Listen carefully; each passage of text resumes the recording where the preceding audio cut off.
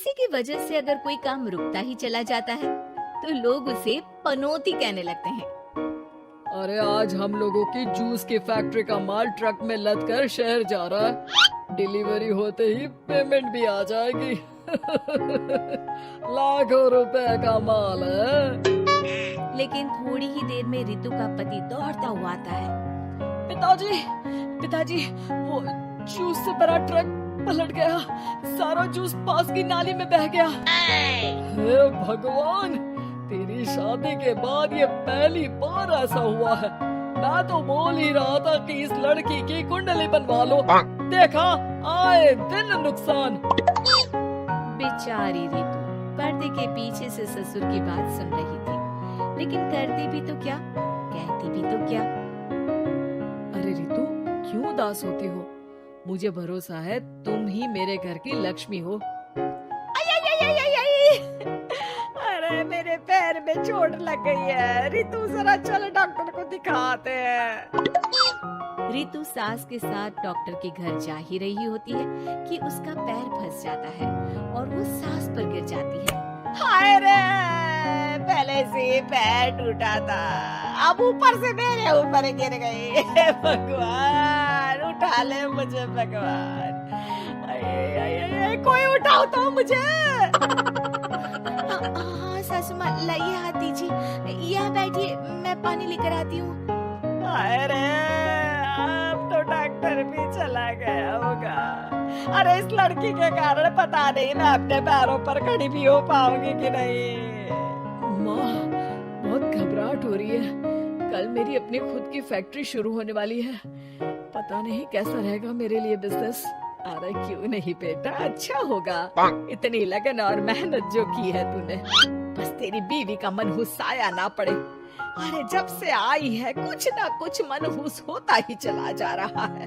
कैसी बात कर रही हो माँ? एक तो वो अपना घर परिवार छोड़कर हमारे लिए यहाँ आई है, और तुम हो कि दिन बीतते हैं और एक दिन। निकल इस घर से, मैं कहती हूँ निकल। जब से यह लड़की मेरे घर की बहू बनी है, हर जगह घाटा, हर जगह नुकसान। कभी सास का पैर टूट रहा है तो कभी जूस का ट्रक ही गिर जा रहा है। अरे अब तो हद ही हो गई। मेरे बेटे का इतना भारी एक्सीडेंट कि वो कोमा में चला गया। वो तो शुक्र है कि जान बच गई। नहीं नहीं, हम ऐसी लड़की को अपने घर में रख ही नहीं सकते। अब तो रितु को भी लगने लगता है कि वो मनहूस है। वो चुपचाप घर छोड़कर निकल जाती है। चलते चलते रितु एक जंगल में झोपड़ी में पहुंच जाती है, जहां एक साधु तपस्या कर रहे होते हैं। आ गए बेटी, क्यों परेशान होती है? ये तो जीवन का नियम है। इंसान हमेशा नकारात्मक चीजों को ही सुनता, देखता और समझता है। किसी की अच्छाई उसे नजर ही नहीं आती। आपने मुझे बेटी कहा है तो शरण भी दे दीजिए बाबा। मैं आपका सारा काम कर दिया करूंगी, बस आपके जीवन में मेरे जैसी बेटी की वजह से कुछ बुरा ना हो। साधु आंख बंद करके मुस्कुराता है और रितु उनके घर की बेटी बन जाती है। पिताजी, भोजन तैयार है, आकर खा लीजिए। बेटा, जो भोजन तूने बनाया है उसमें सांप का जहर है, वो खाकर मैं मर सकता हूँ। नहीं नहीं पिताजी, खाना तो मैंने अपनी आंखों के सामने बनाया है, यहाँ तो कोई सांप आया ही नहीं। ठीक है, फिर ला मैं खा लेता हूँ। साधु खाना खाने जाता ही है कि खाना रितु के हाथ से गिर जाता है और वो खाना बिल्ली खा जाती है। बिल्ली उस खाने को खाती ही मर जाती है। नहीं पिताजी, मैंने खाने में जहर नहीं मिलाया। मुझे इस बात का पता नहीं पिताजी।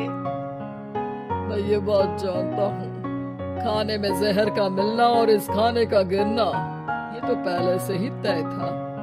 इसमें तुमने कुछ नहीं किया है बेटी। रितु समझ नहीं पाती कि क्या हो रहा है।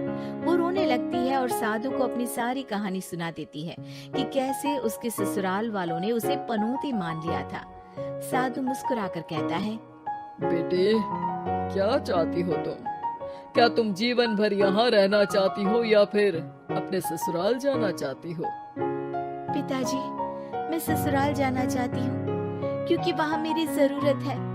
मैं चाहती हूँ कि मेरे ससुराल वाले मुझे पनौती यानी कि मनहूस ना समझे। उन लोगों को पता चले कि मैं उन लोगों का भला ही चाहती हूँ। ठीक है बेटा, ऐसा ही होगा।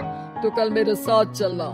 दोनों अगले दिन रितु के ससुराल जाते हैं, जहाँ साधु के साथ रितु को देखकर सास कहती है, अरे वाह रे करम चली, हम लोगों के घर में तूफान लाकर चैन ना मिला तुझे।